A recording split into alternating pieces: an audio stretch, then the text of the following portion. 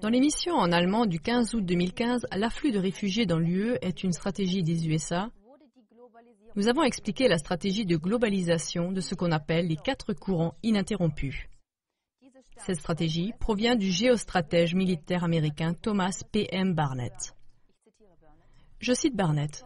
Comme condition préalable pour le fonctionnement sans heurts de la globalisation, nous devons permettre 4 courants durables et sans entrave. Les afflux actuels, presque surdimensionnés de réfugiés vers l'Europe, font partie de la stratégie du flux sans entrave d'immigrants qui, en l'occurrence, vise l'Europe et n'a le droit d'être empêché par aucun gouvernement ou institution, selon Barnett. Les frontières nationales doivent être dissoutes, les races mélangées, et ainsi les valeurs et les religions doivent être abolies et le chemin vers le nouvel ordre mondial global doit être aplani. Nous avons rapporté dans l'émission du 3 mai 2015 de quelle manière on trouve la marque des États-Unis derrière les afflux de réfugiés.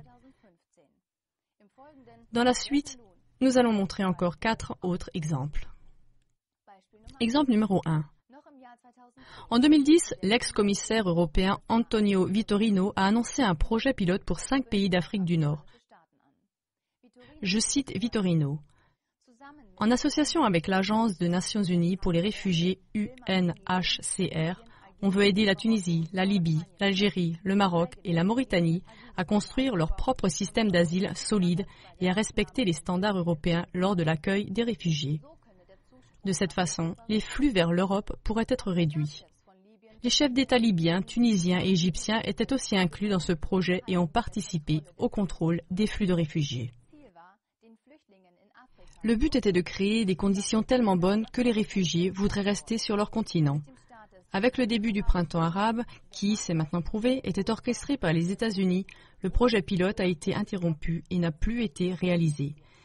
Les pays ont été déstabilisés et la Libye a été bombardée sous la direction des USA. Il ne reste plus qu'un énorme chaos et des afflux de réfugiés qui n'en finissent plus. Exemple numéro 2. Beaucoup de personnes en Europe se posent à juste titre la question de savoir où les réfugiés trouvent l'argent pour payer des sommes exorbitantes aux passeurs. Le célèbre magazine autrichien InfoDirect a publié une réponse possible le 5 août 2015.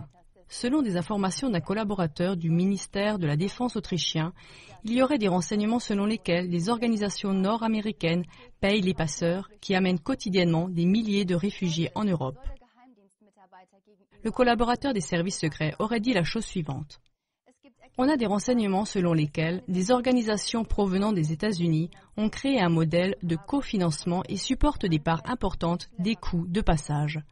Chaque réfugié d'Afrique du Nord n'a pas 11 000 € en liquide. Est-ce que personne ne se demande d'où vient cet argent? InfoDirect résume cela de la manière suivante. Les coûts de passage et les circonstances sont connus des cercles policiers qui ont affaire quotidiennement avec les demandeurs d'asile. Le soupçon selon lequel les États-Unis sont impliqués dans cette affaire, dans le sens d'un plan géostratégique, est aussi souvent mentionné. Fin de citation. Exemple numéro 3. De manière récurrente, des campagnes apparaissent dans l'espace germanophone qui appellent au trafic de réfugiés vers l'Allemagne ou l'Autriche. Ainsi, par exemple, le site www.fluchthelfer.in, qui a ouvert sur Internet il y a peu, appelle par exemple à passer clandestinement des réfugiés avec la voiture vers l'Autriche ou l'Allemagne sur le retour des vacances en Italie. Une recherche sur le propriétaire de la page web montre que le site appartient à l'organisation The Ayn Rand Institute, siégeant aux États-Unis. L'Ayn Rand Institute est un think tank, un groupe de réflexion américain. Yaron Brook, né en Israël, en est le directeur. Au moyen de campagnes professionnelles, ce groupe de réflexion américain mise surtout sur l'humanité et en appelle à la compassion des Européens. De manière révélatrice, il n'y a pourtant aucune campagne comparable aux États-Unis, par exemple au sujet de l'aide à la fuite du Mexique vers les États-Unis. Tout au contraire, la frontière du Mexique est sécurisée par une clôture de 5 mètres de haut et des patrouilles de garde-frontières. Ceux qui sont pris sont arrêtés et renvoyés sans discussion.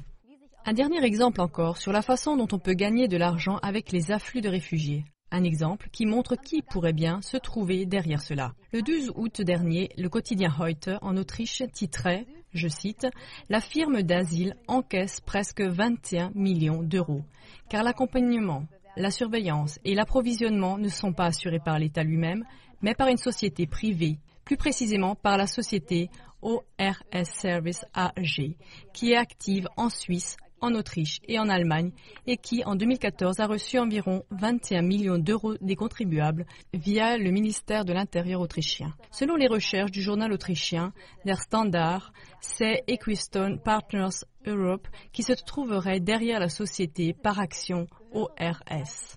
Equistone Partners Europe appartiendrait à 30 investisseurs institutionnels et à la banque Barclays, qui est considérée comme l'entreprise la plus influente du monde, ainsi que l'ont prouvé exactement les chercheurs de l'École polytechnique fédérale de Zurich. Selon le magazine InfoDirect, Barclays se révèle être l'actionnaire le plus important de la banque privée active au niveau international, N.M. Rothschild, et est aussi dominée personnellement par la famille de banquiers Rothschild. InfoDirect dit de la famille de banquiers Rothschild qu'elle aurait des connexions avec le groupe Bilderberger et qu'elle appartient de manière incontestée à la haute finance. Le terme haute finance désigne un groupe qui a acquis du pouvoir politique à travers son influence économique et qui exerce cela en particulier à travers des banques privées. Selon des personnes issues de ces milieux, les deux groupes, Bilderberger et la haute finance, joueraient un rôle important dans la mise en œuvre d'un nouvel ordre mondial global sous diktat des USA.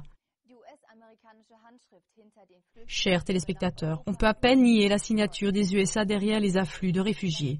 C'est pourquoi il ne faut pas déverser son mécontentement sur les réfugiés, ni même se laisser monter contre eux.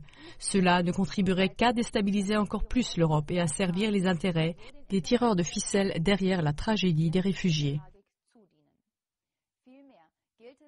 Tout au contraire, il faut dévoiler les tireurs de ficelles américains et leurs collaborateurs de soutien, que ce soit les politiques locales, les médias ou d'autres organisations, et mettre un terme au libre cours du mélange des peuples. Et cela avec la même tactique qui est utilisée par les stratèges américains comme Ayn Rand Institute. En effet, il est dit dans leurs vidéos publicitaires, « Tout dépend des humains, car le changement est en nous, et nous sommes les personnes qui créent ces lois. Tout dépend d'une décision très simple. Avez-vous déjà choisi ? Voulez-vous une Europe dans laquelle toutes les identités, cultures et valeurs sont dissoutes ? Ou une Europe avec des identités et des cultures propres, dans laquelle la paix pour tous est garantie ? Avec cette pensée, je vous souhaite une bonne soirée. Depuis longtemps déjà, la jeune Syrienne de YouTube, sous le pseudonyme de Syrian Girl Partisan, s'occupe de la politique syrienne, des guerres au Proche-Orient et de la politique d'intervention des États occidentaux. Dans la vidéo actuelle, elle explique comment elle évalue et juge les contextes de la crise des réfugiés en Europe. La vidéo de Syrian Girl Partisan montre comment les États-Unis et l'OTAN ont commencé déjà en 2007 à soutenir les radicaux islamiques rebelles syriens proches d'Al-Qaïda et à provoquer ainsi une guerre civile en Syrie. Depuis ce moment-là, ces terroristes ont été continuellement encouragés à détruire la Syrie et ainsi à faire fuir les Syriens de leur propre pays. Le financement principal de ce terrorisme vient des États-Unis, de la Turquie et de l'Arabie saoudite. Cependant, ce dernier pays en particulier aurait une idéologie proche de celle de l'OI.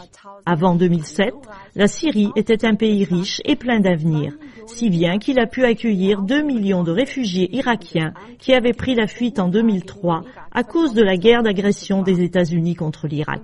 Il n'est donc pas étonnant que beaucoup de Syriens ne veulent rien d'autre que de revenir dans leur patrie bien-aimée, où beaucoup d'entre eux ont laissé une maison, un métier, des amis et tous leurs biens. La déformation de la situation par les médias occidentaux et les politiciens est d'autant plus perfide et insidieuse.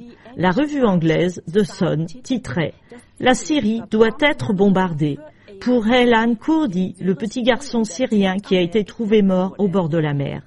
L'enfant de 3 ans se serait noyé dans sa fuite en Europe. L'image du petit garçon mort sur la plage a paru à la une de la presse mondiale et a ému le monde entier. Ironiquement, son père devait aller en Europe uniquement à cause d'une opération dentaire.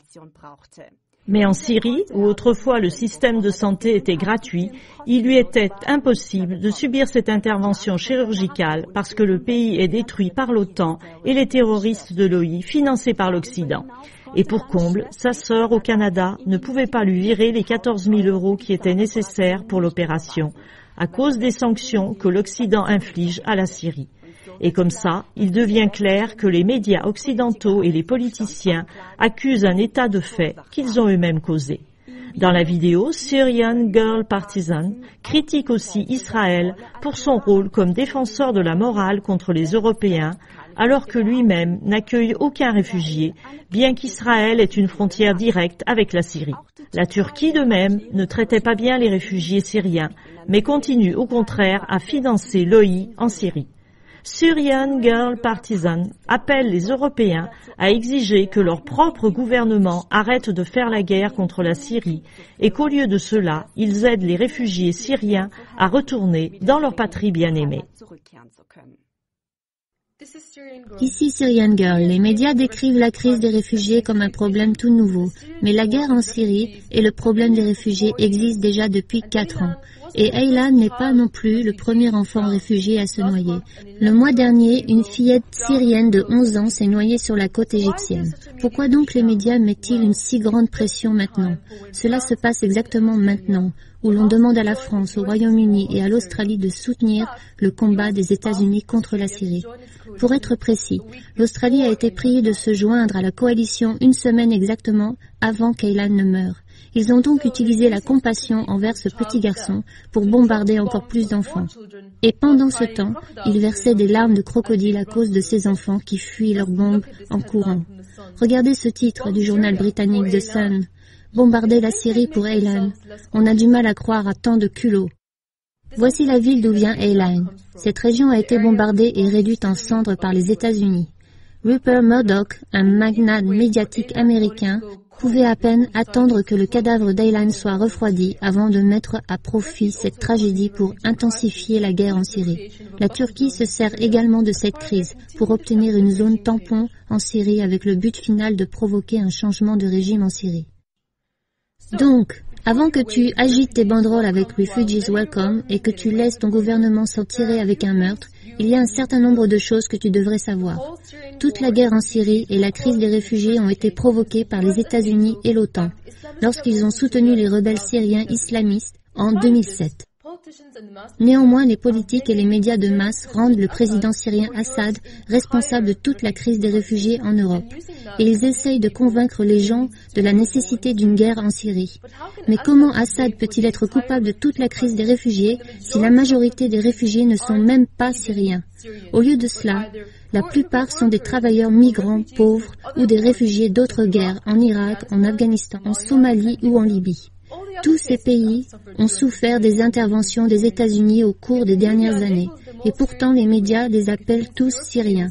Pour convaincre les Européens que ce problème peut être résolu par des interventions, ils vont même jusqu'à désigner des Africains noirs comme Syriens, car ils croient que leurs spectateurs sont trop bêtes pour faire la différence. À quel point faut-il être raciste pour confondre l'Asie avec l'Afrique? Les gardes-côtes roumains ont sauvé 70 migrants, la plupart syriens et irakiens. Ils étaient sur un bateau de pêche en train de couler alors qu'ils essayaient de venir en Europe par temps orageux. Le nombre de réfugiés syriens est aussi artificiellement exagéré, ceci parce que d'autres réfugiés jettent leurs passeports et mentent en disant qu'ils sont syriens. On trouve des passeports du Pakistan et du Bangladesh jetés près de la frontière.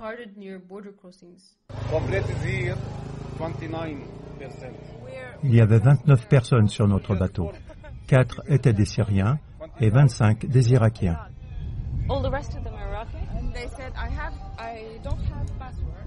Les Irakiens disaient « Je n'ai pas de passeport et rien qui m'identifie.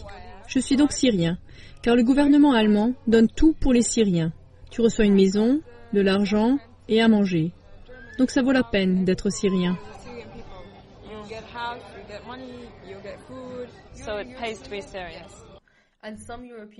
Et certains politiques se servent de la guerre en Syrie pour faire passer une politique de frontières ouvertes. Est-ce que c'est le gouvernement syrien qui a provoqué les réfugiés? Ou est-ce que c'est justement ces politiques européens et leurs faiseurs de guerre libéraux, qui pleurent hypocritement maintenant sur les réfugiés morts. Des personnes comme Angelina Jolie, ironiquement porte-parole du programme des réfugiés de l'ONU, sont coupables des réfugiés qui se noient devant la côte de la Libye, car ils soutiennent les rebelles libyens, qui commettent un génocide contre eux. C'était Amnesty International qui a prétendu que Kadhafi a utilisé les mercenaires noirs. Cela a mené au génocide. Et maintenant, Amnesty International gagne de nombreux dons grâce à ces morts. Et c'était justement ces faiseurs de guerre libéraux qui ont soutenu des rebelles proches d'Al-Qaïda en 2011. Et maintenant, ils viennent et crient « Honte à vous, parce que vous ne laissez pas entrer les réfugiés. » Et si la honte venait sur vous, vous les politiques, pour avoir détruit notre beau pays?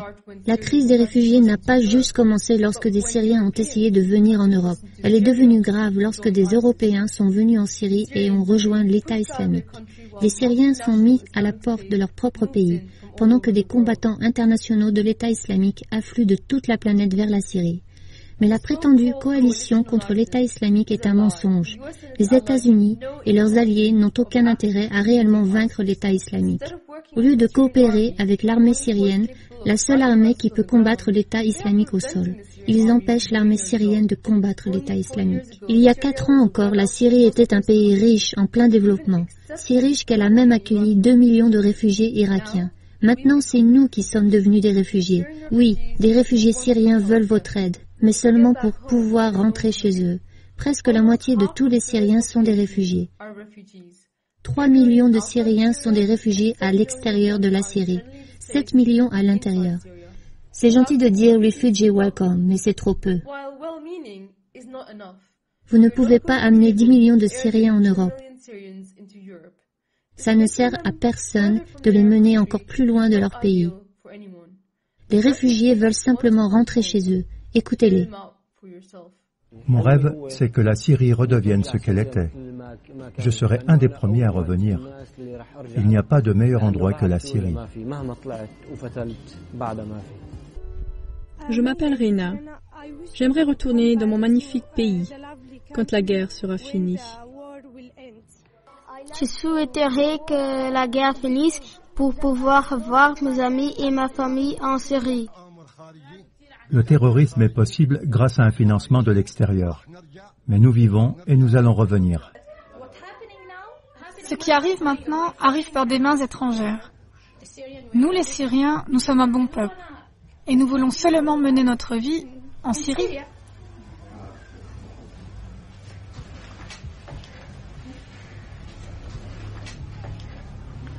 Tout me manque. Notre voisinage, notre maison, notre famille, nos biens.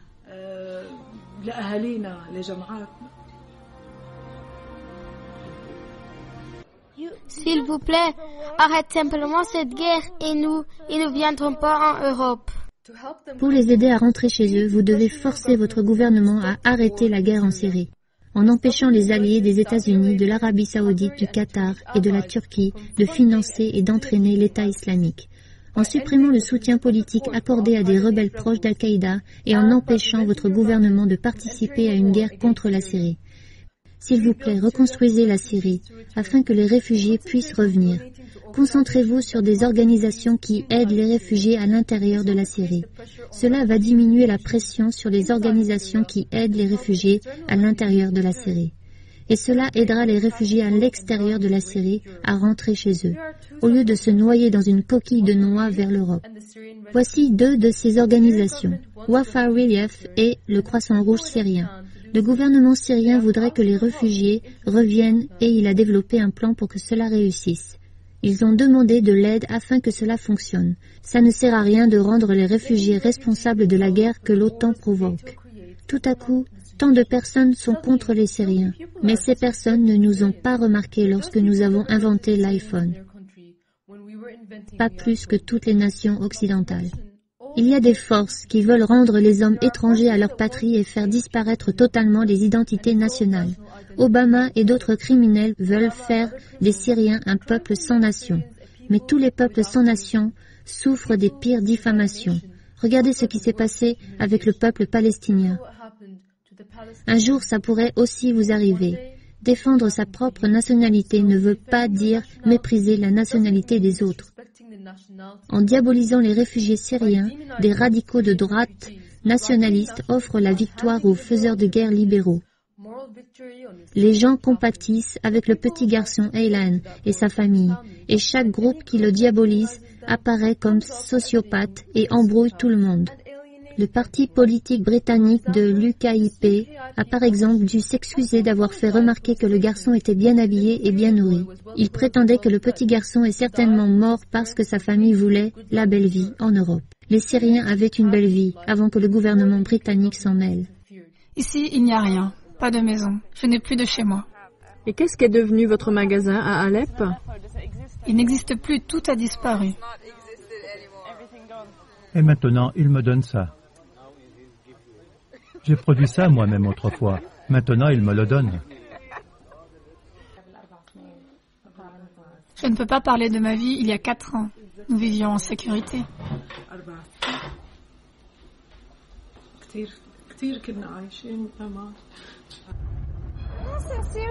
En Syrie, j'avais une voiture que je pouvais conduire. Celle-ci est difficile à manier pour moi. Nous n'avons pas encore de bon emploi pour nous acheter une voiture, comme en Syrie. Nous allions très bien. J'étais femme au foyer et mon mari avait, Dieu soit loué, un travail. Nous avons déménagé dans un village parce que les villages étaient sûrs. Et après, la guerre est aussi venue dans les villages. Les islamistes sont venus et ont kidnappé mon mari pour 1 mois et lui ont cassé les mâchoires.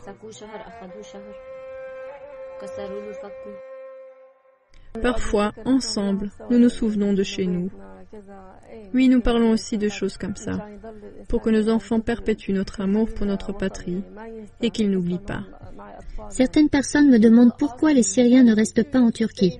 Eh bien, les Syriens avaient un niveau de vie beaucoup plus élevé. Et après 3 ans dans une tente en Turquie, ils sont fatigués. Des millions de personnes n'ont aucune perspective d'avenir et les conditions sont très mauvaises. La Turquie ne veut pas améliorer les conditions de vie des Syriens, mais préfère envoyer encore plus de terroristes en Syrie. Des gens me demandent aussi pourquoi les Syriens ne sont pas accueillis par d'autres pays musulmans. La Turquie et la Jordanie ont chacune accueilli 1 million de personnes. Mais ce que ces questions veulent dire en fait, c'est pourquoi les États riches du Golfe Persique n'acceptent pas des réfugiés syriens. C'est parce que, selon les paroles de ce politique du Koweït, les Syriens ont une autre culture et sont d'une autre ethnie que les Arabes. Ils ne voient pas les Syriens comme des Arabes, et ils ne les acceptent pas comme les leurs. Mais quand les États du Golfe ont-ils bougé le petit doigt pour aider les Palestiniens? Il est vrai que les hommes du Proche-Orient ont aussi peu en commun avec les Arabes que les Européens de l'Ouest. Mais cela ne change rien au fait que les États du Golfe Persique ont créé le problème syrien, en soutenant les terroristes. Dear friends, I am here in front of you as a proud Syrian citizen to tell you about the situation in my country that is also important to Serbia. We used to be loved and respected people. Before this war, our biggest issue was Palestine. We wanted to solve our small problems compared to what we have today. Bureaucracy, corruption in some sectors. We didn't know injustice, terrorism, or criminality. We worked hard at the last 10 years before this war, and we made big steps.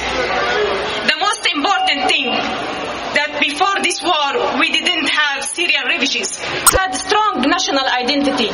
Those who you see out in streets of Belgrade on their way to Germany or Holland, they are not the real Syrian. Don't misunderstand me. I love my people. But my people, those who are fighting for Syria, for our homelands. Yes, those refugees suffered, but who didn't suffer from this war? Why the rest of the Syrians are staying and resisting? If they are really refugees, they would choose for the first safe place that they can reach and not fight with the Hungarian police because they want to reach Germany. Let me ask you, if the West doesn't want those refugees or doesn't want them to die in the sea, why it doesn't stop the sanction on Syrian people that already cost Syria $143 billion? If it is not the West agenda, why it doesn't help those Syrians to stay by supporting the Syrian army to get rid of the terrorists and make Syria safe again? Why they don't help to rebuild the destroyed houses of the people with the money that they spend on refugees? They took away the people who can rebuild this country. They want to break Syria and the Syrian people. They want to steal Syrian doctors and their best students on one hand. This will cause a brain drain. On the other hand, multinationals want cheap laborers so they can lower the wages. We lost 100,000 soldiers fighting against extremists till now. I don't hear the West crying on them. Those who gave their souls to defend a nation, leaving behind them proud families, deserve to be helped. On the other side, they cry on a person died trying to run away and leave their country. Many of them are jihadists, and even more, they are paid thousands of euros for this. Let me tell you that the money a family of 5 persons will pay to reach Europe is enough to buy a house in a safe area in Syria, start a new job, small job, and live good. They are not refugees, they are economically motivated immigrants. After 5 years of war, our Navy is still fulfilling its international duties. Our coast is well guarded, and not a single boat with immigrants leaves from there. Another trend those days is to take Christians out of Syria, emptying one of the first Christian lands from Christians. What we have today in Syria is similar to what you had in Serbia before. They target our identity, our unity, and our sovereignty. I want to underline that the Syrian nation and Serbian nation were always friends. We have big and respected Orthodox community. Syria didn't recognize independence of Kosovo, and we have many mutual enemies. You should know that as you fight against politicians who promote new world order, U.S. interest and mass immigration, at the same time you are saving many people's lives and their future. We are more than connected. Same Albanian terrorists that were fighting in Kosovo are today killing civilians in Syria. And this is allowed by the same corrupted politicians in the USA, their allies in EU, and their followers here in Serbia. And be aware that the wave of migration will return back to Serbia one day. Dear friends, all I ask you today is to stand by us as a people, defending you in the same time as we defend ourselves. Stand by our army, by our right cause. Because if we lost this war, jihadists want to